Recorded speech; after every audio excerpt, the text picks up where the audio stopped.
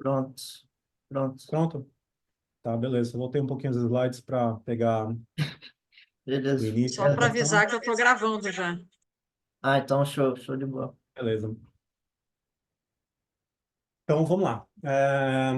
A Cosmos Network. A Cosmos Network, ela é basicamente, ela foi idealizada mais ou menos em 2014. É, Bom, os criadores da Cosmos, eles tinham o objetivo de criar uma rede que fosse interconectada com outras redes. A ideia era criar uma internet de blockchains, porque o grande problema que a gente tinha, né, inicialmente com a Bitcoin, depois outras redes que derivaram do Bitcoin no início, né, em 2011, 2012, a maioria das redes era basicamente um fork do código inicial do Bitcoin. Tiveram outras redes que surgiram, morreram, mas todas elas basicamente tinham o problema de ser um silo, né? Eram redes isoladas, elas não se comunicavam uma com a outra.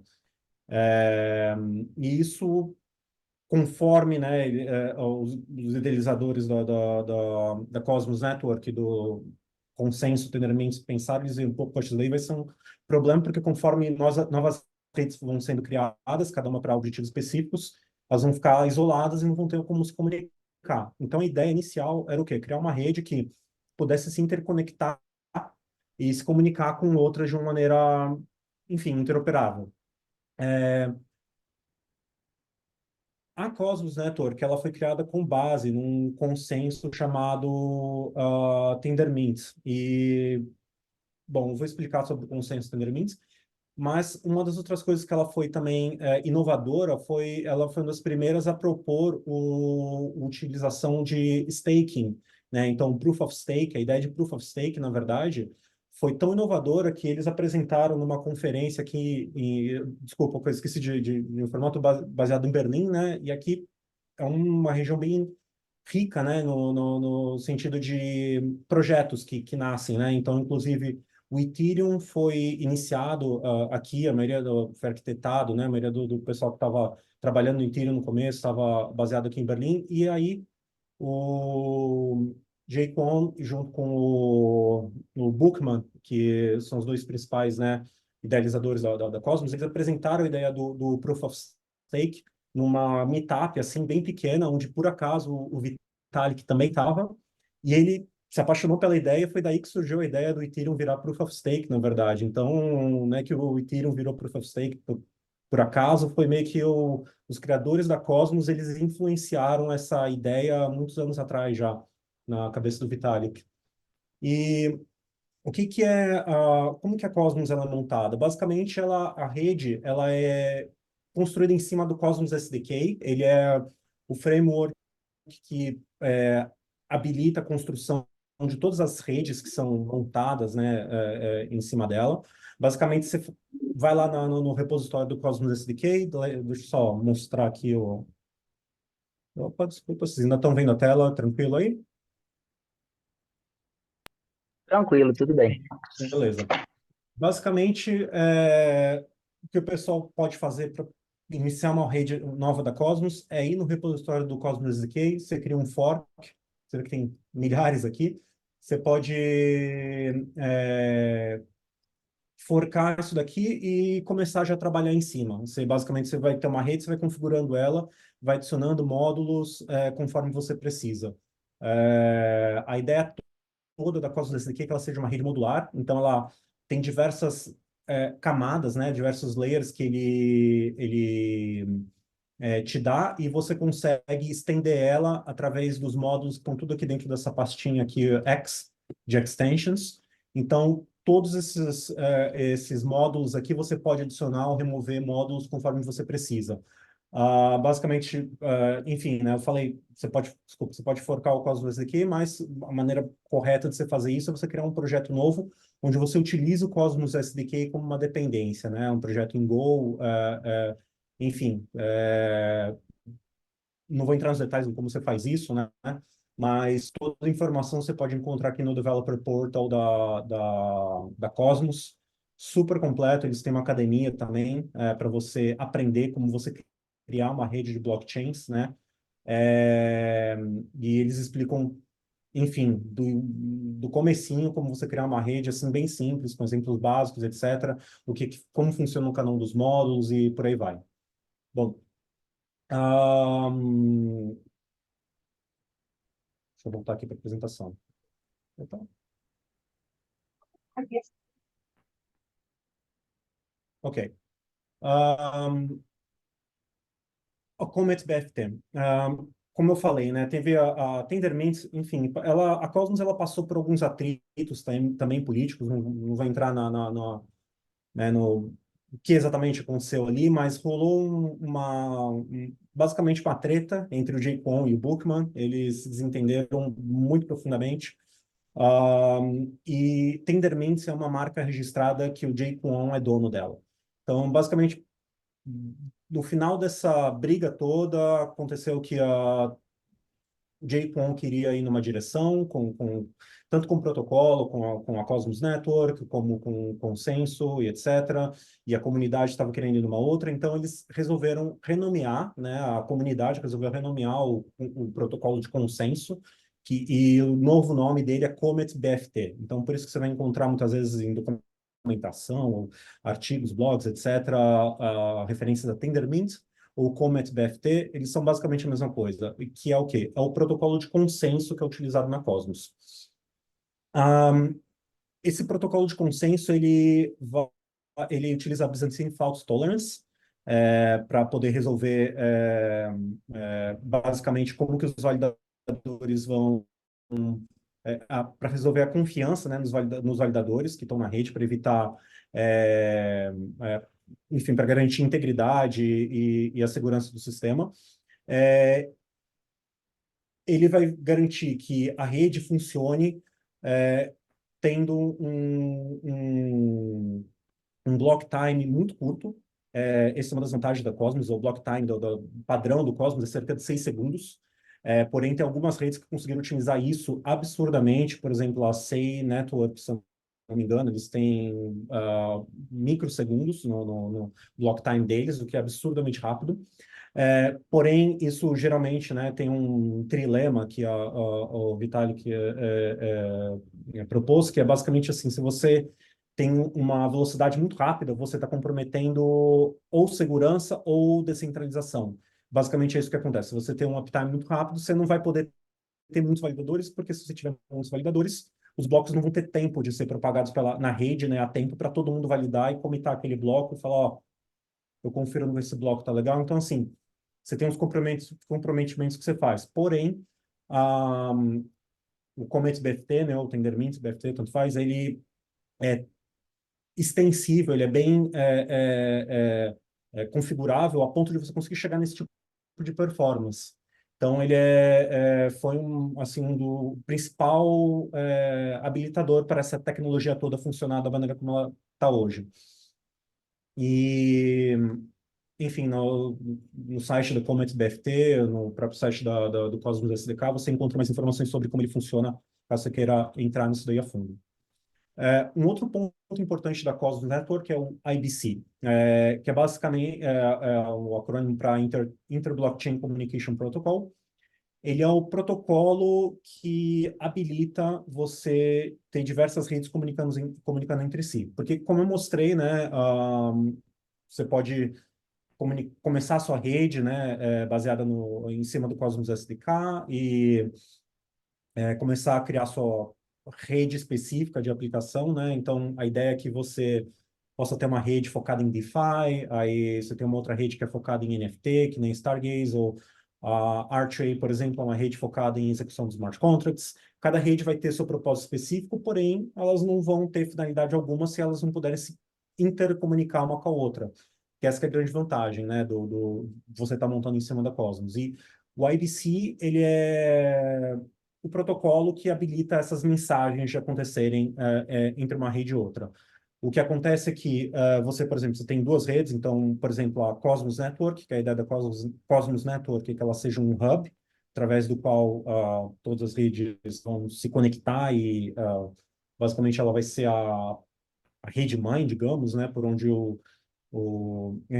a informação pode passar por ela, porém ela é tão distribuída que não necessariamente você precisa passar através dela para a informação da rede, de uma rede A chegar na rede B, tá? Você pode conectar uma rede diretamente com a outra.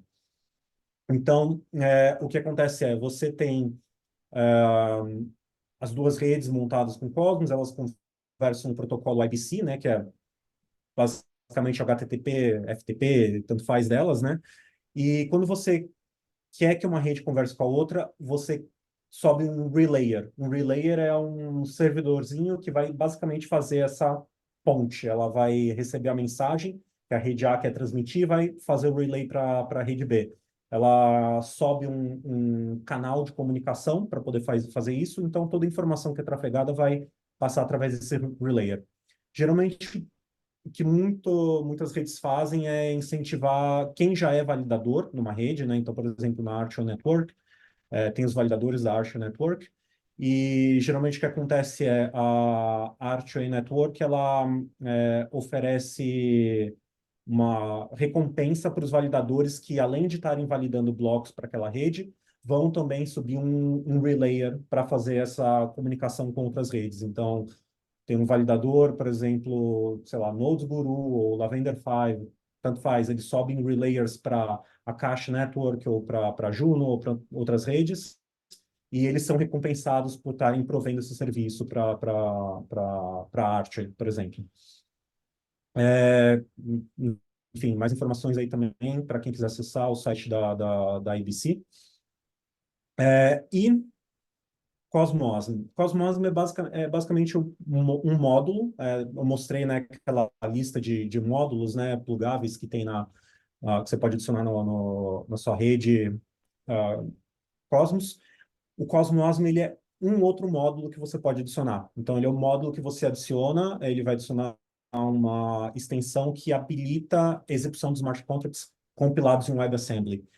E isso é tão bacana que, assim, por ele utilizar o WebAssembly, você permite que pessoas que estão desenvolvendo em diferentes linguagens, contanto que aquela linguagem tenha um framework que possa compilar para o WebAssembly, você consegue utilizar aquela linguagem para desenvolver smart contracts. Isso, assim, né, na teoria, esse é o propósito, né, de ter utilizado o WebAssembly para a execução de smart contracts. Na prática, todo mundo está usando Rust. Porque Rust simplesmente é a linguagem que tem o maior ecossistema, quantidade de ferramentas para você trabalhar com WebAssembly, e é uma linguagem que permite você escrever código com memory safety, código que é muito performático, o binário final que você vai gerar é muito menor do que, por exemplo, se você gerar um binário em WebAssembly que você utiliza o Go, por exemplo, porque quando você utiliza Go, ele tem que adicionar outros packages, né, outras libraries dentro do binário para poder permitir a execução daquele WebAssembly. Então, assim, por esse motivo, na prática, todo mundo está focando só em Rust.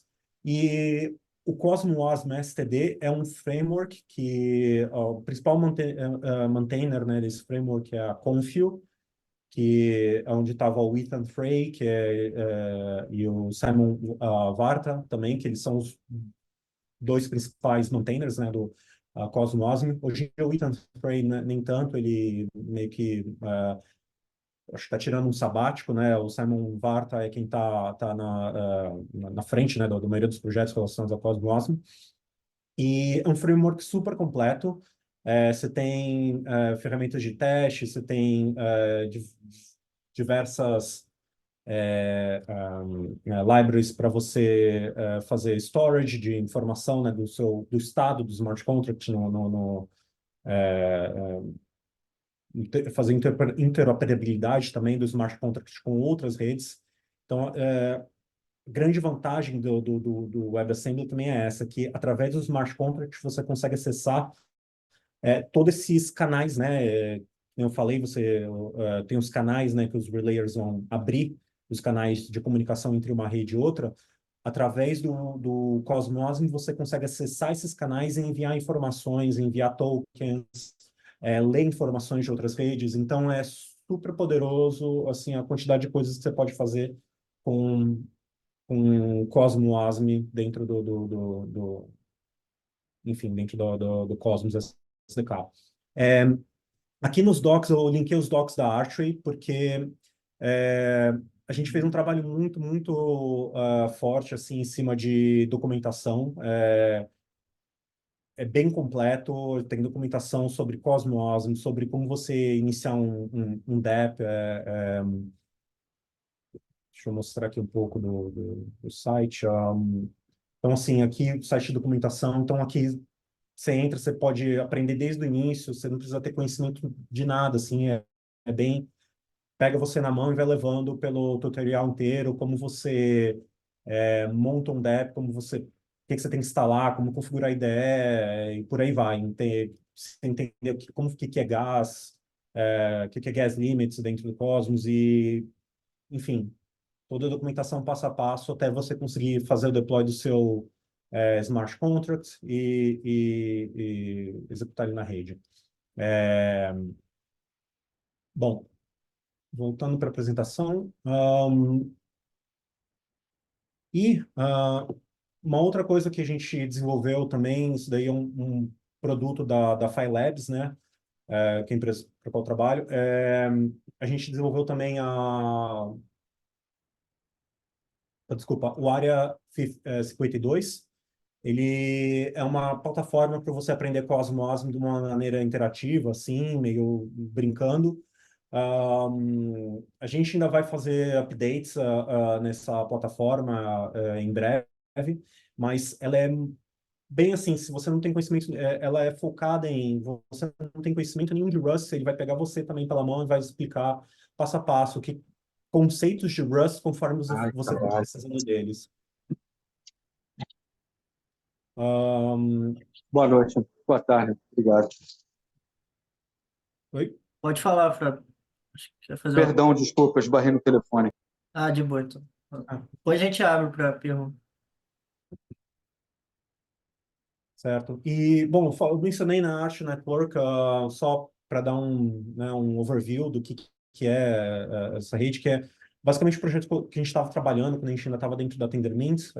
Aí, depois, né, com a Phi Labs, a gente continuou levando para frente a rede. É uma rede de smart contracts montada em cima da Cosmos, conectada com outras redes também.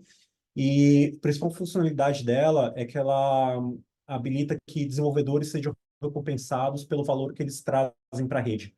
Então, um grande problema que a gente viu em diversas outras redes smart contracts é que, basicamente, quem vai trazer uso para a rede são os desenvolvedores de smart contracts, né?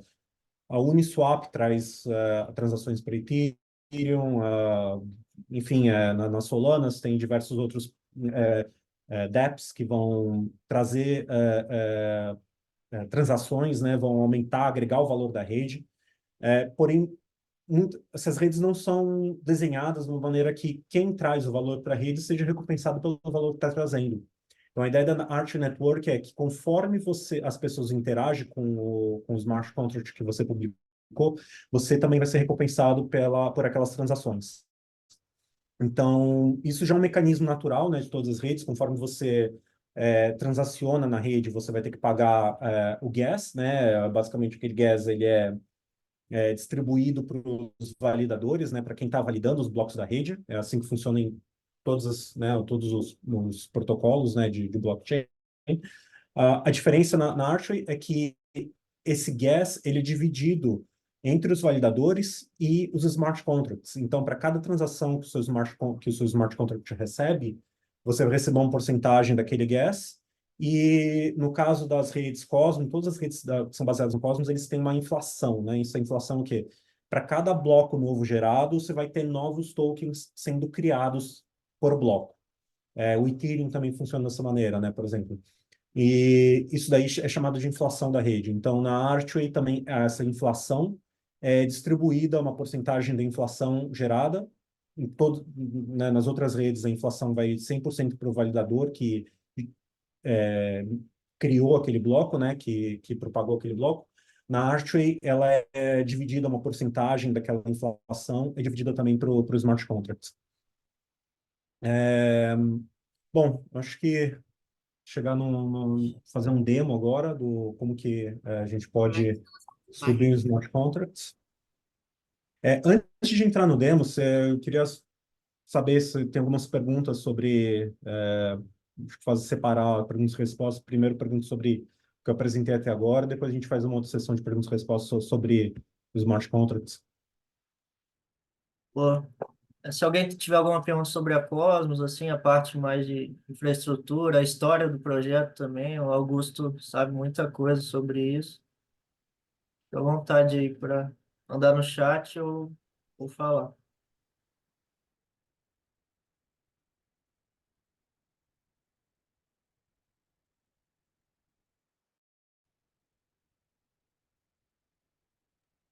Bora lá, bora para demo.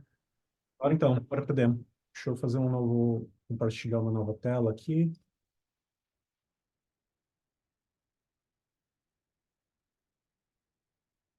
Tá ok para todo mundo para ler a...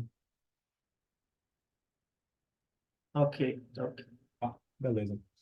Bom, como que a gente começa um projeto? Vou focar na Arch, porque, enfim, o exemplo mais simples que eu posso dar aqui.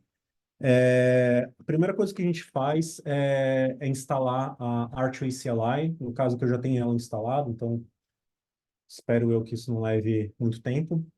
Enfim, Node.js,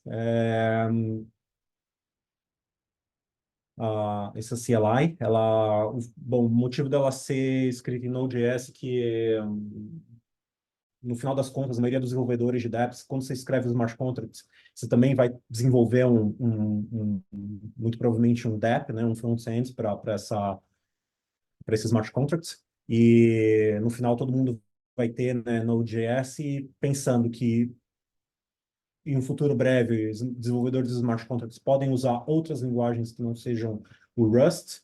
A ideia é que a gente pensou, bom, a linguagem comum que todo mundo vai usar no final das contas acaba sendo TypeScript ou Node, etc. Então, esse é o foco. Vamos lá. Então, aqui a gente já está com a CLI instalada. A CLI, a gente pode iniciar um projeto dando Archway New e o nome do seu projeto. Ele vai fazer algumas perguntinhas sobre o que você quer nesse projeto. Então, aqui eu quero primeiro em qual rede que eu vou usar. Eu vou usar a testnet. Um nome para o contrato sei lá, gatinhos, não sei, algum nome pensando em CryptoKitties, no caso. Aqui eu vou selecionar um contrato para começar como template. Esse increment é um contrato bem beabá, bom, eu acho que talvez, na verdade, não vou nem eu ia com o exemplo de NFT, mas acho que só para mostrar como que é um contrato de uma maneira um pouco mais completa, porque o exemplo de NFT, como que eu posso dizer, ele é um pouco mais básico e não vai mostrar a parte do storage ou da execução de uma maneira assim mais completa. Acho que o exemplo do increments é mais interessante. Então tá, aí a CLI ela vai começar o projeto para você. Vou pegar um projeto, ele só pergunta qual que é a versão do template, se você quer gerar, se é completa ou se é mínima. Vou gerar a versão completa, que ele inclui mais código dentro do template. Então, ele vai começar a ver, como vocês podem ver, já está compilando o projeto em Rust, só para garantir que está, enfim, que seja, o seu projeto já inicia com todas as dependências baixadas, etc. Isso aqui leva alguns segundos para terminar. Você tem uma pergunta sobre o novo conceito de ABC, quais são os prós e contras entre a ABC e uma cross-chain bridge? Bom, basicamente a grande vantagem do IBC comparado com uma bridge tradicional é o seguinte: se vocês pesquisar quantos hacks aconteceram em bridges nos últimos 2, 3 anos, você vê que foram diversos milhões de dólares que foram perdidos. Porque o grande problema das bridges é que é o seguinte: você precisa confiar num terceiro. Você precisa confiar no como que aquele terceiro vai estar gerenciando as chaves, como que é feita a manutenção da bridge. A bridge pode ficar offline e aí seu dinheiro vai ficar parado num limbo. O que acontece com a bridge é o seguinte, você tem a rede principal, por exemplo, que emitiu o token. Quando você vai através de uma bridge para mandar o seu token para uma outra rede, você tem a rede inicial, né, que é a originária, né, a dona do token de verdade. No caso, vamos usar o exemplo do Ethereum. Aí você tem a Ethereum, você quer mandar Ether para uma outra rede. Aquele seu Ether vai ser enviado para um smart contract, que é o smart contract que essa bridge é dona, né? Aí ele vai ficar travado no Ethereum. Aí a bridge vai chegar no outro projeto que eles têm controle sobre, né, que eles conseguem emitir um token lá. Eles vão criar uma wrapped version daquele token. Então, ele vai criar um wrapped Ether para você. Então, é um token que ele foi simplesmente envelopado, né, no seu Ether original, e ele é só uma representação, ou seja, um derivativo, né, do seu Ether que está travado naquele smart contract do Ethereum. Quando você quer fazer o caminho de volta, você vai mandar esse token de volta para a bridge vai fazer um burn, né, vai tirar de existência esse token que eles enveloparam e vão destravar o token nos smart contracts do Ethereum e mandar para você de volta. É basicamente esse o processo. Então, o que acontece se você tem um monte de token que foi envelopado aí, está rolando nessa outra rede, e a bridge é hackeada, e aí os tokens que estão no smart contract dela no Ethereum são mandados para a conta do hacker. Você ficou na mão com um monte de token envelopado que não vale nada, porque ele não tem um correspondente na rede original.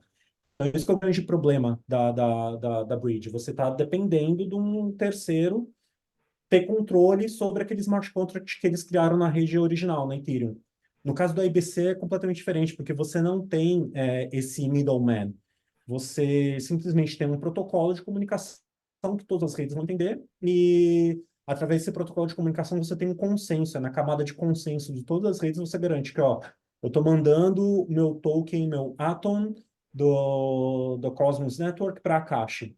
Você não tem um terceiro que está gerenciando chaves privadas, etc., para fazer essa comunicação. Essa comunicação acontece, enfim, basicamente né, de uma maneira transparente. Você não depende de um terceiro. Você não.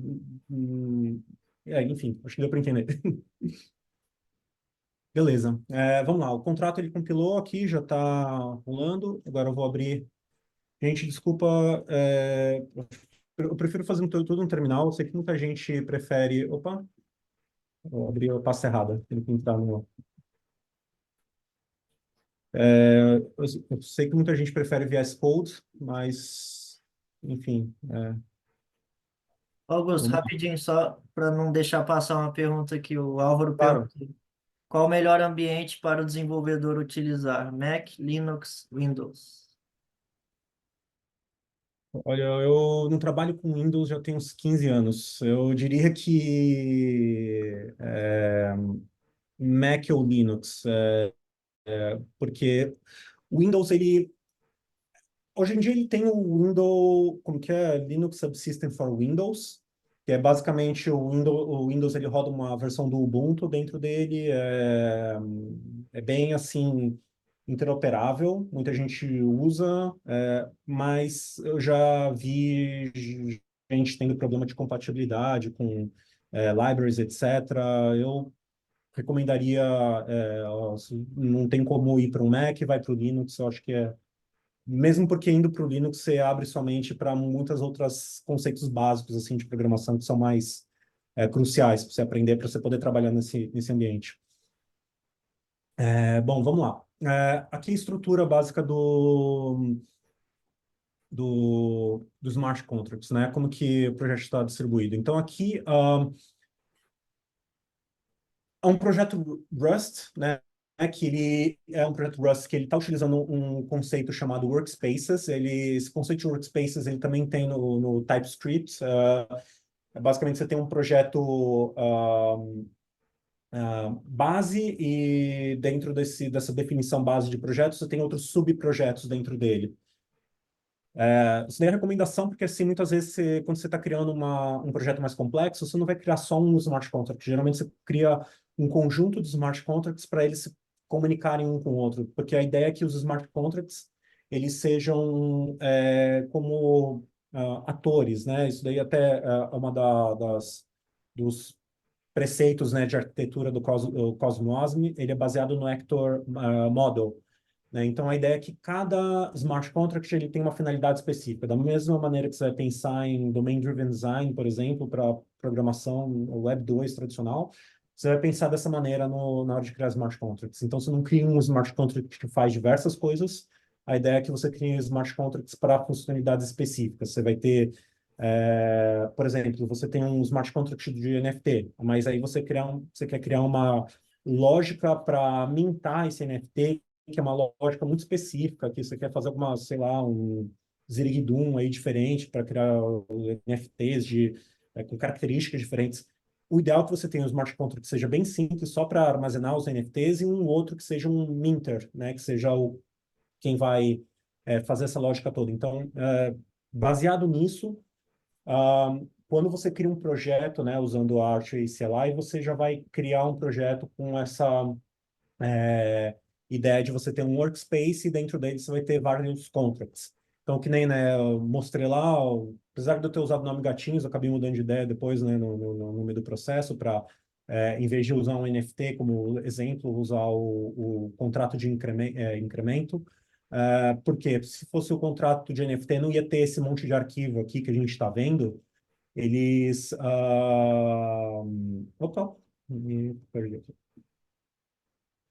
Ele ia ter só um arquivo único, porque ele ia ser muito mais simplificado o contrato para a gente. Então, enfim. Ah, vamos lá, o que mais que é importante aqui da gente ver?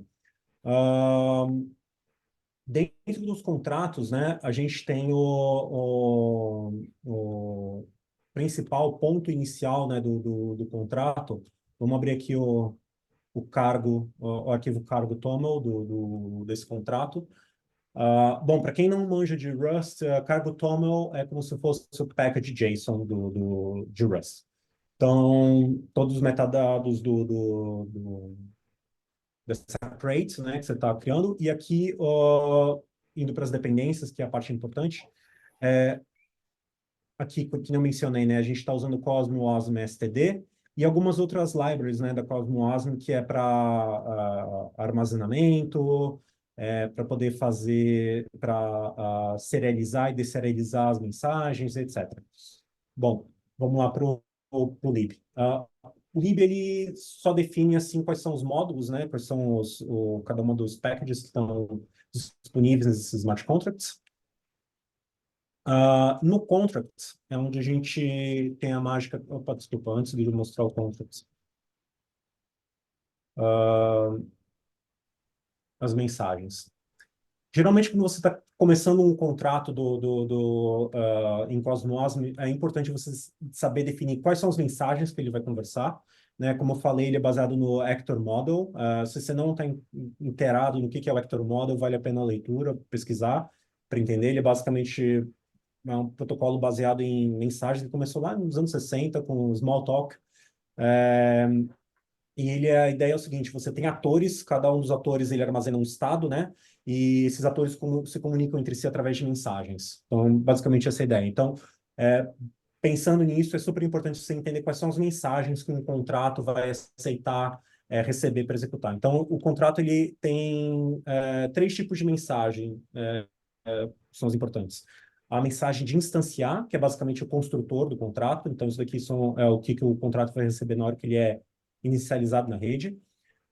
A outra que são as mensagens que ele aceita para execução. Então, quando você quer alterar o estado do contrato, essas aqui são as mensagens que ele recebe. E o outro que são as mensagens de query, né? Quando você quer perguntar qual é alguma informação específica do contrato, essas aqui são as mensagens que você define. Então, vamos lá para o contrato agora. No contrato, você tem, que nem eu falei, aqui a primeira coisa é o ponto de entrada, né? Todos os contratos eles vão ter essa informação aqui, o entry points. Os principais entry points dos contratos são instanciar, executar e query. né? Então, instantiate é construtor do contrato, como eu falei, a mensagem aqui que você recebe é a mensagem de instanciação, de instanciar. O que que ele está fazendo aqui? Ele só está pegando, construindo esse state, né, baseado na mensagem, então ele inicia um counter. O que que é o state? Vamos lá no state. O states também é vocês podem ver aqui em cima, tá? Tá dentro é, é, dentro do arquivo states, tá? Ele só vai armazenar é isso que o contrato armazena, tá? Ele é o storage, basicamente, é o database interno do contrato. Então, você está armazenando um contador e quem é o dono do contrato? Quem é o dono do contrato aqui, que nem a gente pode ver na esquerda, ele é quem enviou a transação. Então, na hora que você instancia o contrato, você automaticamente está virando o dono desse contrato. Então, é isso que você está fazendo aqui. Aí, em seguida, você só vem, salva o estado e responde com algumas informações, alguns metadados. É isso que acontece. Nas mensagens de execução. Mensagem de execução, você vai receber as mensagens, você vai passar, ok, a ação que eu estou executando no contrato, baseado na ação, eu vou vir aqui e chamar uma função específica. Então, aqui no caso, execute, então execute, eu vou chamar aqui, se eu chamar para um método de increments, ele vai pegar o que está no state, aqui, né, que a gente salvou no instantiate, vai dar um count mais um e vai salvar de novo o state. É isso que esse update faz. Basicamente isso, e responde, ok, ação, rolou aqui o increment. E o reset, a gente faz uma coisinha a mais. O reset só pode resetar o estado quem for o dono do contrato. Então, aqui, o increments, qualquer pessoa pode dar um increments nesse contrato, mas para resetar o estado do contrato, só quem for owner do contrato. Caso contrário, a gente retorna esse erro. Basicamente isso. E o query, a mensagem de query, a gente só vai pegar o estado atual e responder com count. Então, isso daqui é o overview do contrato, bem simplesão. E agora o que que a gente vai fazer? A gente vai dar um Archway Store. Bom, antes de dar o Archway Store, só para mostrar, eu tenho diversas accounts aqui que eu já criei, tá? Então, já tenho criadas algumas accounts, tá? E eu vou utilizar essa account aqui do deployer, tá? Para poder chamar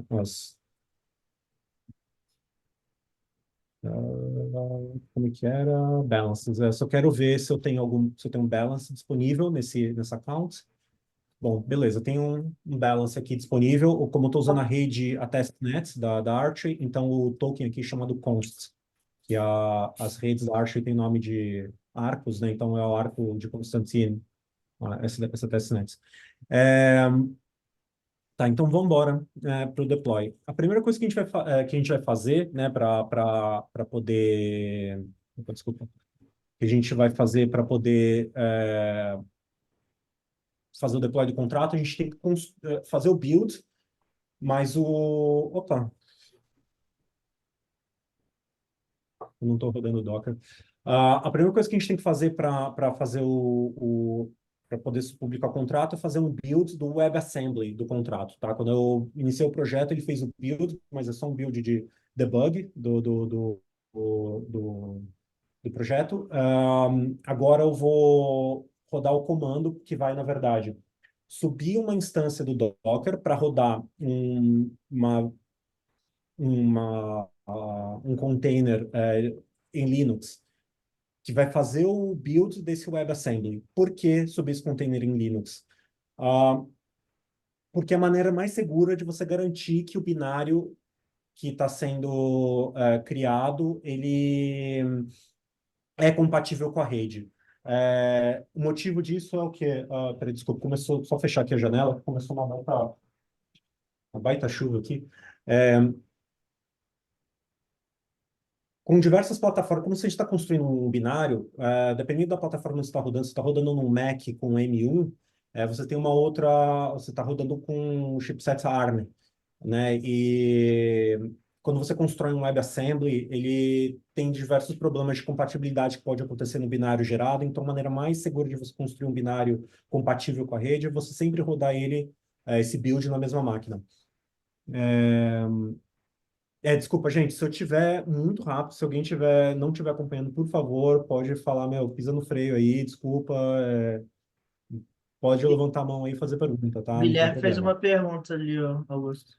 Opa, toda escrita no state eu gasto gas? Sim. Toda a alteração de... Isso é uma pergunta muito boa. Sempre que você vai modificar o state, você consome gas. Quando você faz uma query, query é gratuita. Mas query, ela vai ter um limite da rede, tá? Para poder... então, você não pode fazer uma query com... Não adianta você colocar um for loop lá infinito, que a rede, por si só, tem um mecanismo de proteção para garantir que aquela query vai rodar no máximo consumindo um número X de gas. Mas, para o usuário, essa query é gratuita, ele não paga transaction. Mas toda alteração de state que você faz na rede você paga gas. Bom, ahn, enfim, voltando aqui para o que eu estava falando, quando você faz o build desse binário, ele vai fazer o build do binário e também vai otimizar o tamanho do binário, porque na hora que você vai publicar esse binário, né, para a rede, você também está pagando gas. Então, se você tem um binário de 2 mega, eu acho que não vai nem ser aceito um binário de 2 mega, né? Mas é absurdamente grande. Então, aquele binário você tem que pensar, você está fazendo upload de um arquivo que vai ser armazenado permanentemente numa rede imutável. Então, assim, é um processo caro, né, se você parar para pensar, que deveria ser, né, caro, porque você está armazenando arquivos assim para, digamos, né, para a eternidade. Então, para você otimizar o quanto você vai pagar e quanto você vai armazenar de storage, ele otimiza e reduz o tamanho do binário. Então, aqui a gente já construiu o binário. Aqui ele vai estar salvo no nosso targets. Opa, desculpa. Desculpa. Tá aqui no Artifacts. Então, você vê que aqui ele tem, não sei por que que ele está soulbound aqui, mas enfim.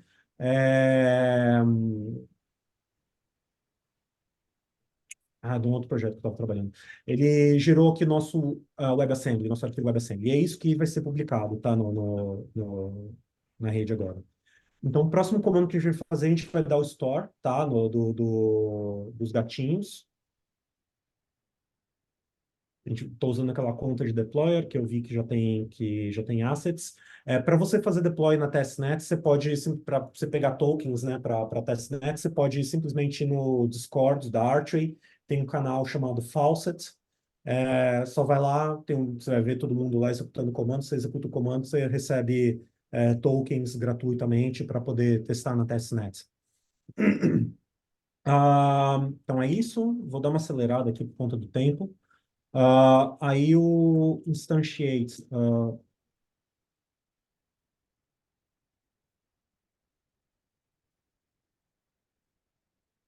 Aqui no instantiate, o que que a gente vai passar? A conta da qual está sendo executada essa transação, o nome do contrato que você está subindo e os argumentos do instantiate. Então, esses argumentos é simplesmente aquela struct que a gente viu do instantiate message em formato JSON. É isso. E a vantagem de utilizar a Archway CLI também para isso é que ela já entende qual é o WebAssembly que você gerou, ela já entende qual é, quando você publica esse WebAssembly, né, faz o store, você tem um Code ID, esse Code ID você pode ver essa transaction, ela vai estar né, você pode acessar o Mint Scan, por exemplo, ou aqui no caso está o Explore, o Guru, né, para poder ver a transação, né, que foi gerada. Enfim, às vezes são maneiras de você poder debugar também o que está acontecendo ali. A gente viu que na hora que a gente instanciou, ele definiu aqui, ó, um endereço para o nosso smart contract. Esse smart contract agora está disponível com esse endereço na rede. A gente pode já executar mensagem nele. Execute, aí aqui no gatinhos a gente vem pronto. E aqui eu não preciso, eu vou usar outra conta, tá? Só para executar essa mensagem.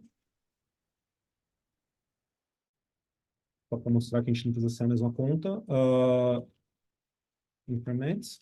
Essa aqui é a mensagem que a gente definiu lá para aquela entry point de executes. Beleza? Então a gente recebeu, tem aqui a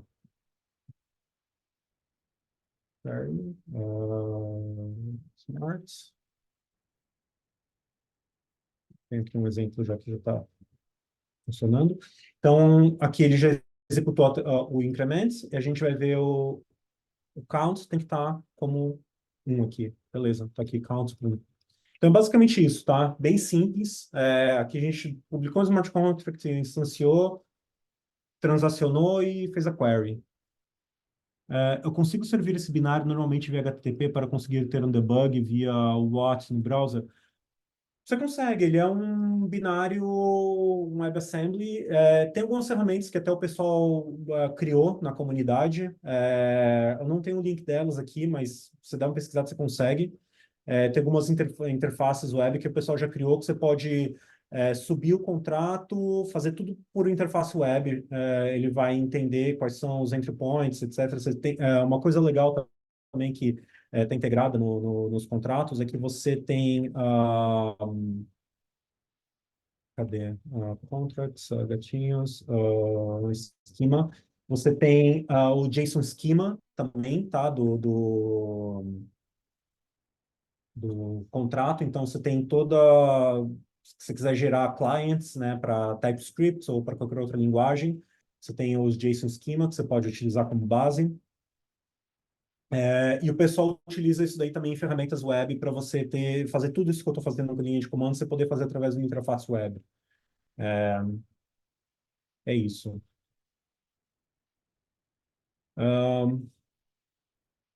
Beleza.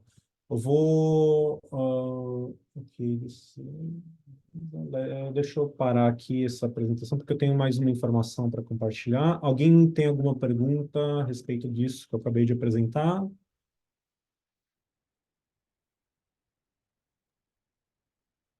A respeito, não. Eu teria uma outra, sim. Tranquilo. É mais como compartilhar conhecimento mesmo, assim. Por exemplo, a gente tem um Xdump para fazer, sei lá, leitura de arquivo, sei lá, binário, em base X ali e tudo mais.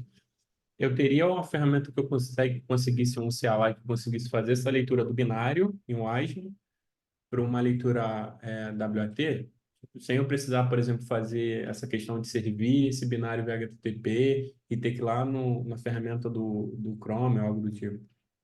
Hum. Aí eu já não vou saber te responder, na verdade, porque eu nunca cheguei a trabalhar com essa parte, o WebAssembly. Beleza.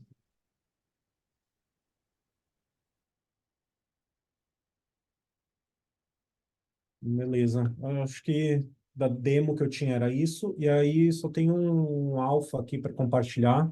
No final do mês de abril agora, a Archie vai estar organizando um hackathon. Ah, tem todas essas tracks aqui. A recompensa das tracks, acho que o total, se eu não me engano, são cerca de quantos? $100.000 que vão ser distribuídos para todos os DApps, né, que estiverem participando, para todos os projetos que estiverem participando. Então, para quem tiver interessado, e aí, comunidade brazuca de devs aí, eu sei que a gente tem muito dev de qualidade, que isso é uma coisa que falta pra caramba na área de Web3, tá? E eu falo isso com a experiência de quem está recebendo currículo e fazendo entrevista assim direto. Eu sei que no Brasil a gente tem um mercado muito forte de desenvolvimento e eu acho que aqui é uma oportunidade bem legal, assim, se você tiver uma ideia aí que você queira tirar do papel e colocar na prática, é uma oportunidade legal de receber um incentivo para trabalhar na ideia. Tem vários dApps que hoje estão live na Archway, que são dApps que participaram do hackathon do ano passado, né? Foi mais ou menos na mesma época do ano, eles participaram do hackathon, ganharam prêmios e acabaram sendo publicados na Mainnet depois, então está aí hoje. E as tracks são essas, né? Então, não deu tempo de traduzir, mas enfim, DeFi, enfim, construir aplicação em cima de DeFi. DJing é bem genérica, que você quiser, baseado assim, em toda essa onda aí de cripto que a gente vê, pode ser qualquer coisa, enfim, qualquer coisa que gere é, uma, enfim, que seja culturalmente relevante para a área de cripto. Gaming e entretenimento, e mobile. Mobile é uma outra área também que a gente está querendo focar para. E aí é legal porque vai ser para a galera que você não precisa necessariamente estar criando um smart contract, nada. Se você tem experiência em Android ou iOS, por exemplo, e você quiser criar uma library para criar client apps nessas plataformas, já é uma track que vai ser muito bem aceita, quer dizer, uma ideia de projeto que vai ser muito bem aceita, assim, para a galera. E além dessas tracks, a gente tem tracks de expansão, que a gente chama, que é para a galera que desenvolver dApps, né, ou qualquer projeto que utilize algum dos dApps né, que já estão trabalhando junto com a Arch. Então, a gente tem a Arch ID, que é basicamente um name service na Archway, a Astrovault, que é uma DEX na Archway, tem a Nomus, Andromeda, Abstracts, todas essas aí, e cada um delas vão dar prêmios que são a parte do prêmio principal, das tracks principais da Archway. E o timeline do hackathon vai começar 29 de abril, cerimônia de abertura. Aí todo mundo tem até dia 17 de junho para o deadline, para enviar o projeto. Entre dia 10 e 13 de junho vão ser as demos. Eu inverti aqui, na verdade, era para ser uma bolinha antes da outra aqui, mas enfim. E aí, 20 de junho vai ser o anúncio dos vencedores. Então, entre dia 17 e 20 vai ser os juízes, né, do hackathon vão analisar os projetos e a avaliação final, aí o anúncio dos vencedores esse dia 20. E é isso. Então, galera, aproveitem que é uma oportunidade bem legal aí para tirar uma ideia do papel. E é isso. Maravilha, maravilha, Augusto, sensacional. Vamos começar as perguntas aí. Eu vou fazer a primeira, para direcionar. Galera, para quem achou um pouco difícil e complexo, fica tranquilo. Às vezes vê o Guilherme aí fazendo pergunta, acha que está atrasado, mas o Guilherme já já está muito avançado, então podem ficar tranquilos. Quem está ainda bem no início, assim, a gente vai ter o caminho para estar ajudando com calma também. Esse é o objetivo, né? Eu acho que, tipo, tá bem claro, né, que realmente, igual eu mandei na mensagem aqui agora, que, cara, esse mercado tá com muita oportunidade para nós aqui no Brasil, né? É basicamente você já iniciar uma carreira internacional, entre aspas, né? Porque para mim tudo isso são termos genéricos, mas basicamente é a maneira de você já iniciar recebendo em dólar, né? E começar, seja conseguindo um emprego ou realmente criando uma aplicação própria, que aí, cara, a gente vê de tudo. Eu estou acompanhando esse mercado há muitos anos e vejo projetos ali nascendo e daqui a pouco valendo bilhões de dólares. E isso tá na blockchain, né? A blockchain traz isso para todo mundo ver. Essa transparência tá lá. Você vê as empresas nascendo, crescendo, muitas morrendo, mas não existe realmente barreiras aí para quem quer construir algo sólido. A minha pergunta, Augusto, agradecer aí, cara, sensacional. Vamos fazer mais vezes. Eu acho que dá para a gente fazer algo, cara, bizarro de grande aqui no Brasil. A minha pergunta, e aí depois quem quiser começa a perguntar, realmente é nessa questão de direcionamento de carreira, né? Eu acho que tem muita gente aqui, jovem, estudante, que está realmente pensando como seguir, realmente, quem sabe, trabalhar full time com isso, né? Quais são aí seus direcionamentos e conselhos para essa galera? Sim, muito boa pergunta. Isso daí eu até recebo constantemente, assim, alguns canais que eu tenho compartilhado com outros desenvolvedores, galera que está começando.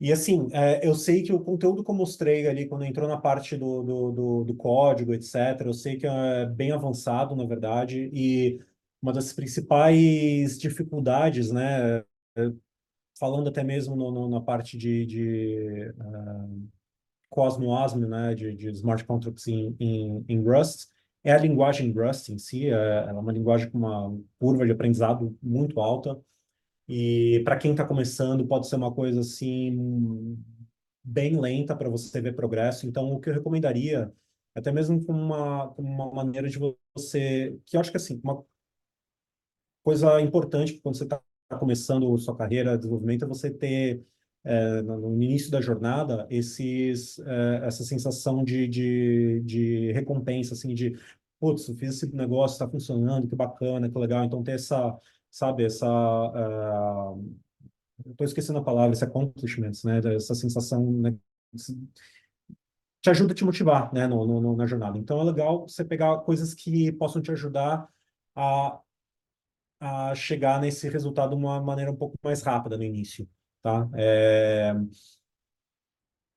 Muitas vezes o que eu recomendo é até mesmo ir para o lado, às vezes, do front-end, se você está começando, porque é mais fácil o acesso, é mais fácil de você se inteirar e você entender, porque no front-end você vai estar ligado diretamente também com a experiência de usuário, né, de cripto, que acho que é uma das partes de você que são mais importantes de você fazer a mudança de mindset comparando o Web 2 com o Web 3, é você entender o conceito de, agora não tem um servidor centralizado processando minha transação. Não vou mais fazer um post para uma API e receber a resposta e é isso. Tipo, você tem uma rede distribuída onde o usuário vai ter que instalar uma extension, assim, eu não estou falando isso como um louvor, não, tá? A UX de cripto, assim, precisa de muito carinho, precisa de muita melhoria para a gente ter uma adoção mais ampla, né? Desculpa. Mas quando você trabalha nessa parte, né, do front-end, você está ligado diretamente com esse tipo de problema e você passa a entender, primeiro, a parte de uso, né? Você entende quando você submete transação, o conceito de você submeter a transação, ter que esperar, pagar o gas pela transação, você ter que validar se o usuário ainda tem dinheiro na conta, né, para poder submeter aquela transação. Enfim, você vai focar mais nessa parte que é um pouco mais fácil acesso para você, se você está começando. E, em paralelo, né, enquanto isso, você vai aprendendo a parte mais complicada, que é, digamos, o back-end, né, de cripto, que aí o back-end de cripto você pode dividir até mesmo em dois conceitos, que um deles é protocolo, que a gente chama de protocol engineer. O protocol engineer, no caso de Cosmos, você focaria em Go, que é uma linguagem bem mais simples, mas, né, apesar da linguagem ser mais simples, né, do que Rust, ela, quando você trabalha com um protocolo, você está lidando com problemas como networking, você tem que pensar na camada de P2P, né, que é distribuir os pacotes na rede, você tem que lidar com problemas de consenso, né, para a rede não quebrar e, de repente, a rede inteira travar por causa de algum bug que você introduziu, que a rede ficou lenta e todo mundo começa a perder blocos. São coisas assim, bem problemas assim bem low level para você resolver. Então, assim, apesar da linguagem que você usa ser mais simples, né, o Go é uma linguagem mais simples, bem mais simples do que o Rust, o nível de problema técnico que você tem que resolver, de algoritmo, etc., é mais complexo. Ou então você vai para lá os lados dos smart contracts. Os lados smart contracts, e desculpa, voltando só, na parte de protocolo, eu falo assim, muitas outras redes utilizam também, né? O Ethereum, por exemplo, tem o ETH-Go, ele é a versão mais conhecida, né, do Node de Ethereum, né, que o pessoal usa. Então, assim, muitos protocolos são escritos em Go, não só o Cosmos. Agora, indo para a parte de smart contracts, se você utiliza Cosmos Osmo, por exemplo, a gente sabe que o Rust tem uma curva de aprendizado alta. Porém, né, o nível de problema que você vai ter que resolver é muito mais simples, porque dentro do smart contract você não precisa se preocupar com coisas como execução assíncrona, é tudo síncrono, é bem mais simples, tipo, o escopo de problema que você está lidando é bem mais limitado, até mesmo porque você está lidando com um ambiente de execução limitado dentro dos smart contracts, né? Você não pode fazer uma coisa absurda, senão sua transação vai ficar muito cara. Então, é o tipo de problema que é um escopo mais limitado, porém você tem esse contraponto, né? Você tem uma linguagem um pouco mais complexa para aprender. No Ethereum, enfim, né? Hoje em dia, não sei porque alguém gostaria de desenvolver para o Ethereum, né? Mas você tem o Solidity, que é uma linguagem, digamos, a gente chama de o JavaScript das blockchains, porque é uma linguagem absurdamente horrível, com uma virtual machine terrível. Não é à toa que só tem tanto problema de escalabilidade. Mas, enfim, é uma linguagem mais simples para você aprender smart contracts, etc. Porém, para você aprender a escrever smart contracts em Solidity que sejam realmente seguros, vai um tempo também, porque, como a gente sabe, vários smart contracts de Ethereum já sofreram hacks por conta de problemas no como a linguagem Solidity é arquitetada. Então, isso daí é um setback. Mas, enfim, para quem está começando, quer aprender, etc., eu acho que é válido também você aprender Solidity para ter contato com um ambiente mais, digamos, mais rápido, né? Para você poder subir um smart contract, né? Entender assim, o que o smart contract está fazendo de uma maneira mais rápida. É isso. Top, top demais. Só dar um salve aqui para o Carlos, que está presente aqui na chamada. Carlos é coordenador do Departamento de Computação da Universidade Federal de Ouro Preto. Trouxe aí uns alunos também. Salve, Carlos. Quer se apresentar aí, fazer alguma pergunta também? Conta aí Olha, sobre o seu projeto CryptoLab. pois é bacana demais. Olha, primeiro que é uma honra estar aqui, gostei demais da apresentação do Augusto e todos que estão aí. Então, assim, o laboratório CryptoLab é um laboratório que foi focado primeiro em criptografia, depois nós saltamos ele também, migramos ele também para incluir as engines, né, baseadas em blockchain.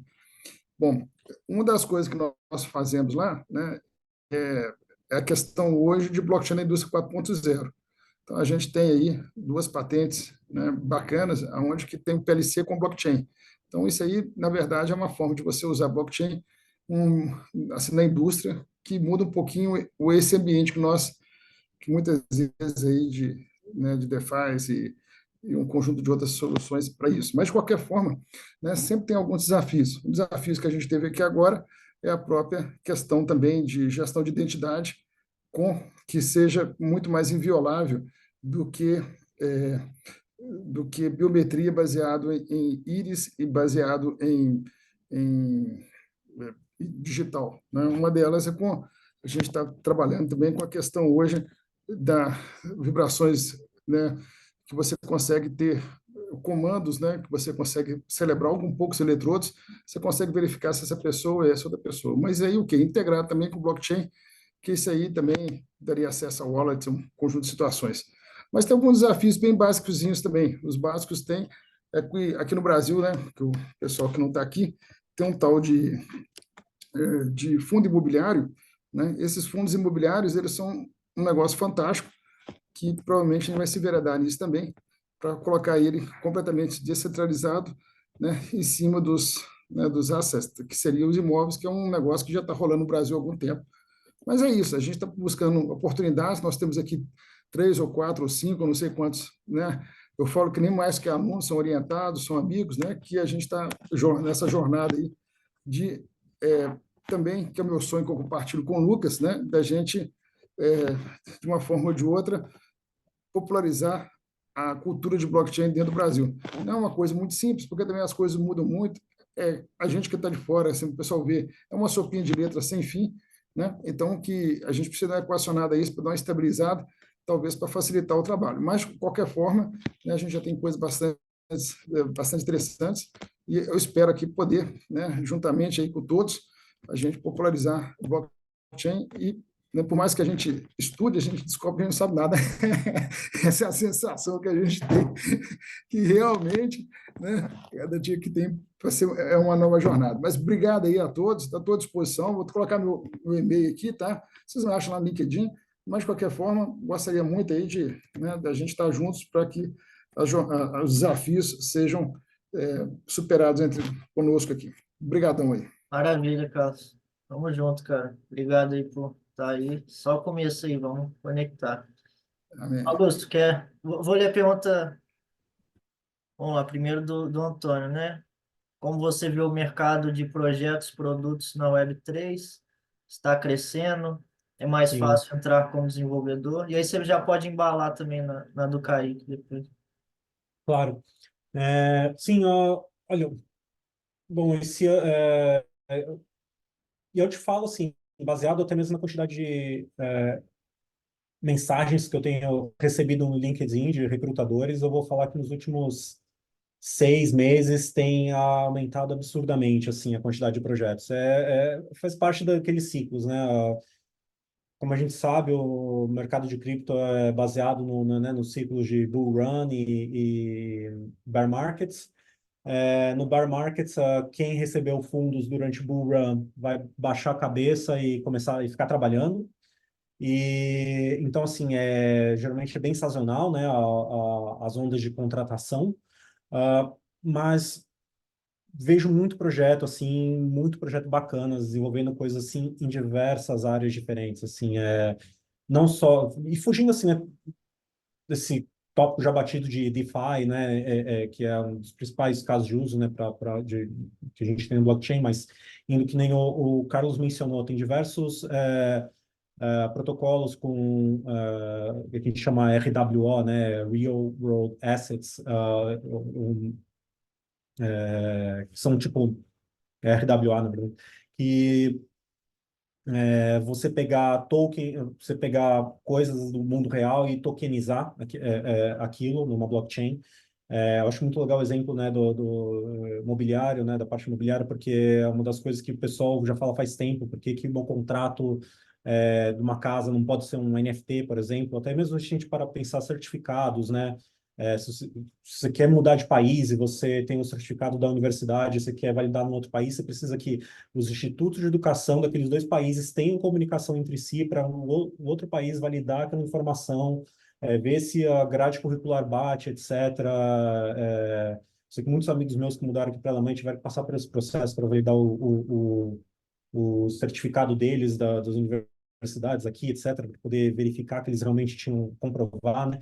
Agora, imagine se essa validação inteira está numa blockchain, que pode ser facilmente acessada e validada, sem expor as informações privadas do usuário, né? E aí entra um outro conceito na sopa de letrinhas que é Zero Knowledge Proofs, né? Que é um conceito de criptografia muito, muito legal, que caso você seja da área de matemática também, é um outro ponto assim super quente, né, na área de blockchain.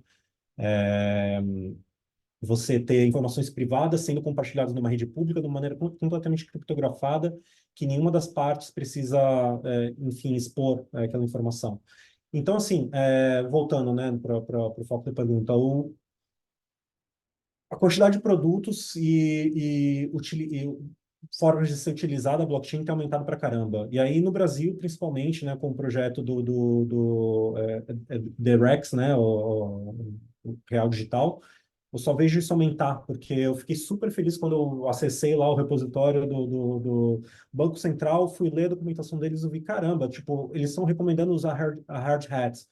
Hard Hat é a principal ferramenta que qualquer desenvolvedor de Ethereum, né, qualquer pessoa que já tenha publicado um smart contract Solidity na Ethereum, já vai ter entrado em contato com o Hard Hat. Então, todo aquele conhecimento técnico que o pessoal já tinha de blockchains públicas, ou até mesmo a pessoa só brincou, publicou uma meme coin na Ethereum, etc., de brincadeira, a pessoa já tem um conhecimento mínimo necessário para poder trabalhar com as ferramentas necessárias para trabalhar com o DREX. E é muito legal, porque todo esse conhecimento pode ser levado de uma área para outra, né? Acho que isso daí é isso.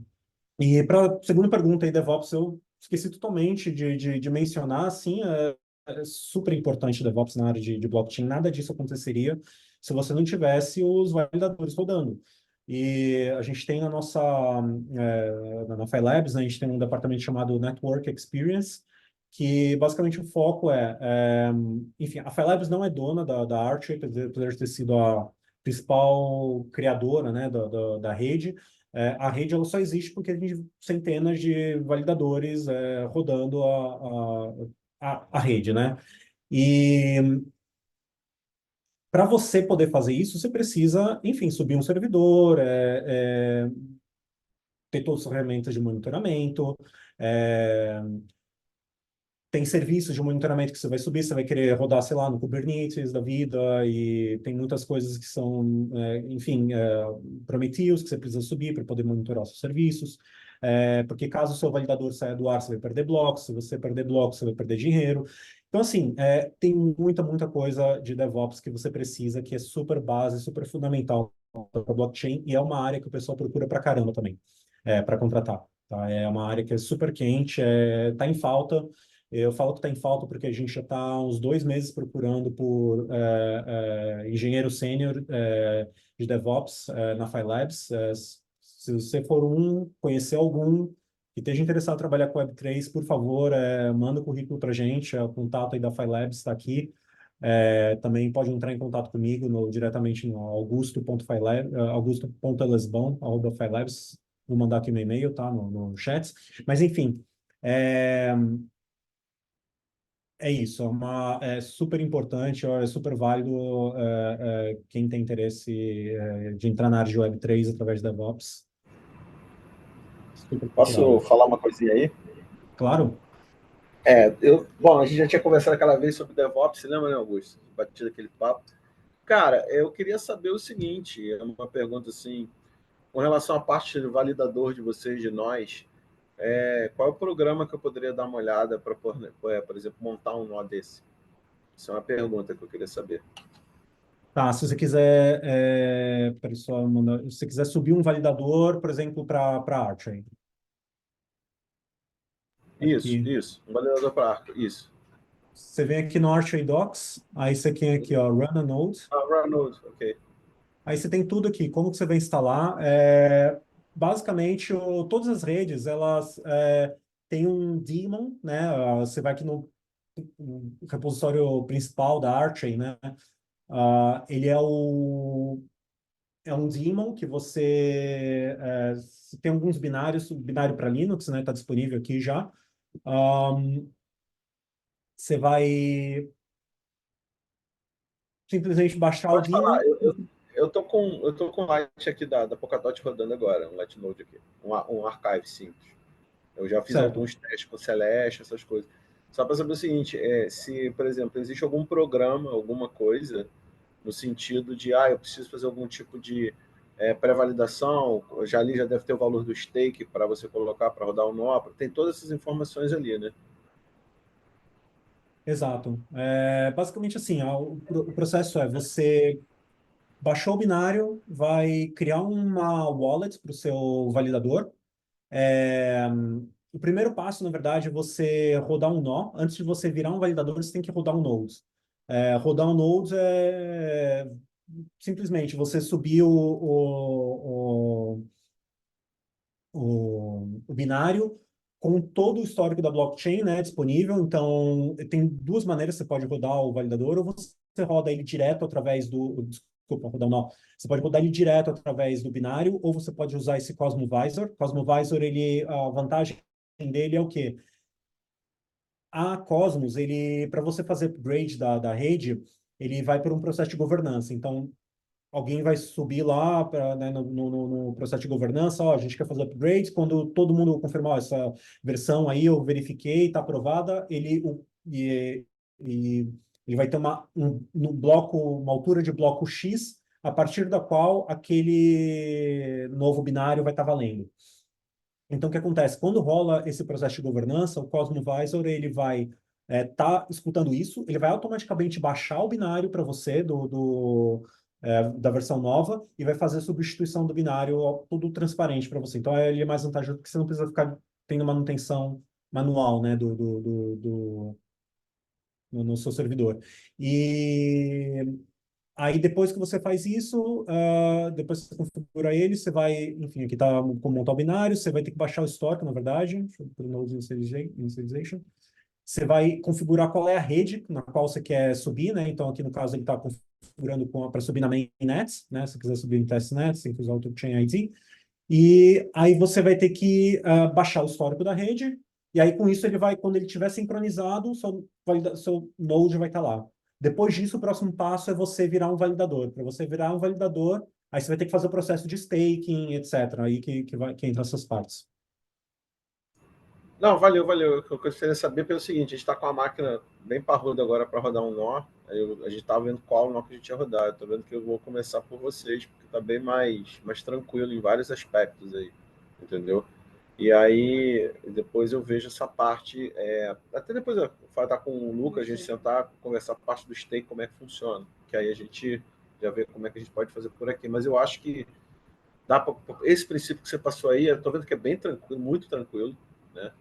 E aí eu Bem já vou fácil. separar a máquina já para isso. É bem mais fácil que outros nós que eu estava configurando, entendeu? Então, beleza, show de bola. Vamos nessa aí. Obrigadão, cara. Obrigado. Eu queria parabenizar, aproveitando, né? O alto nível do webinar para a gente foi excelente. Eu falo assim, gente que está vivendo aí Web3 já há algum tempo, a gente já viu muita miragem no webinar, sem nada assim, sabe, direto. Eu acho que o webinar foi perfeito. Inclusive para a galera que está aqui ouvindo, né? Tá aqui, que a gente convidou, que sirva de inspiração para todos, né? Que estão fazendo o nosso curso lá com o Guilherme. E a galera agora que fazer um spoilerzinho aqui da liga, né? Que a gente está com a liga aqui, fundando uma liga de estudantil aqui, carioca de blockchain, né? Que também inspire eles, né? Porque a gente sabe que quem vai construir esse negócio não sou eu que estou de cabelo branco, né? Você já está aí também já trabalhando bastante, e essa galera que está vindo aí. Então, galera, o conhecimento que vocês tiveram hoje aqui, estão tendo hoje aqui, pouquíssimos têm, tá? Pouquíssimos.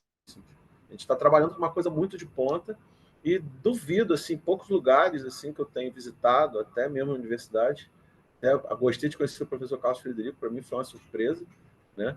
A gente não tem tido essa adesão. O pessoal olha para a gente até meio ainda de olho torto, é engraçadíssimo isso, né? Tem alguns lugares que a gente está começando a fazer um caminho legal, mas eu queria novamente agradecer todo esse tempo que você dispôs, esse conhecimento que você passou, cara. Pô, foi valiosíssimo. Tá? Valiosíssimo. Eu tô olhando, eu tô com uma televisão de não sei, milhares de polegadas aqui na frente. Eu tô vendo em big telão, tá maravilhoso ver a apresentação. Entendeu? Então, Obrigado. cara, obrigado mesmo por essa oportunidade que você tá dando pra gente, cara, que, porra, é ouro. E, galera, aproveita isso, que duvido que vocês arrumem assim isso com outra facilidade, tá? Então, aproveita essa oportunidade. Legal, obrigado mesmo, porque isso deu até para mim hoje está sendo meio inédito, porque é a primeira vez que eu estou falando sobre esses assuntos em português e é uma coisa valiosíssima, porque vindo toda a experiência que eu tive, né, em São Paulo, antes de mudar para cá, e toda a experiência que eu passei aqui em Berlim, eu vejo como o nível técnico que a gente tem no Brasil é absurdamente alto, assim. Eu falo isso porque eu trabalhei, assim, em startups grandes aqui, e, cara, os brasileiros estão muito na frente, assim, na área de tecnologia, de verdade. A gente tem muito conhecimento de ponta, a gente tem vontade de fazer as coisas, então, assim, eu fico muito feliz de poder estar passando esse conhecimento para a comunidade brasileira. Então, assim, pessoal, quem quiser entrar em contato, ó, o canal está aberto, fico super feliz aí de compartilhar esse conhecimento, essas informações. Maravilha, pessoal. Acho que deu tempo, né? 1h36 já. Augusto está lá na Europa, já está bem tarde lá. Sexta-feira, cara aí com a gente. Mas, pô, agradecer aí também para o Augusto. Eu mandei aqui as comunidades da Cosmos, né? A gente tem um grupo no Telegram, a gente tem um grupo no Discord, a gente tem esse grupo agora da Liga aí, universitária no WhatsApp. Tem o grupo do Código Brazuca, enfim, lugar para se conectar não falta. O Augusto está lá nos nossos grupos, né, da Cosmos. Para chegar nele é de boa. E a gente tem outras pessoas também aí, a gente está encontrando aí uns brasileiros perdidos pelo mundo aí que tiveram que sair do Brasil para entrar nesse universo, mas agora a gente está resgatando tudo isso e eu acho que realmente o potencial aqui é gigantesco, né? Tudo que o Brasil oferece, a gente fala de Web3 e fala de comunidade, né? E o Brasil, o que existe de comunidade é algo surreal, né? Então, assim, a gente tem que realmente conectar esse mundo real com a tecnologia. E eu acredito que tem espaço para todo mundo aqui. Cara, o que vocês estão ouvindo ainda são assuntos muito. Tipo, na bolha Brasil, a gente está falando de coisas assim muito avançadas. Então, assim, é muita informação privilegiada que está acontecendo aqui. E, então, assim, não sinta que, tipo, porra, esses caras aí às vezes sabem muito, estou perdido. O pouco que você pegou, assim, você já pode estar na frente de muitas pessoas. E é isso, tem esse hackathon da Archway agora, que a gente quer trazer a galera, US$ 100.000 em prêmio. Tem um hackathon da Akashi aí também, que são mais de US$ 100.000 em prêmio. Celeste, outro projeto da Cosmos, está fazendo um hackathon mais de US$ 100.000 em prêmio.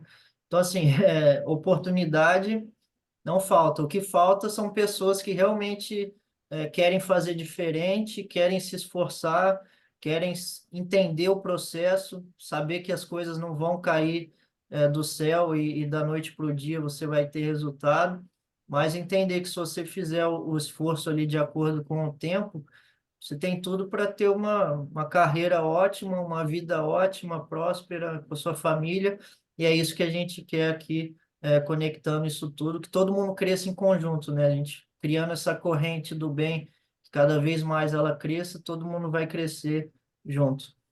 Então é isso, da minha parte é isso. Muito obrigado a todos, obrigado, Augusto. Se alguém tiver mais alguma consideração final, então estou Nossa. encerrando Eu aqui, vou até queria convidar encerrar a o pessoal, gravação. rapidinho.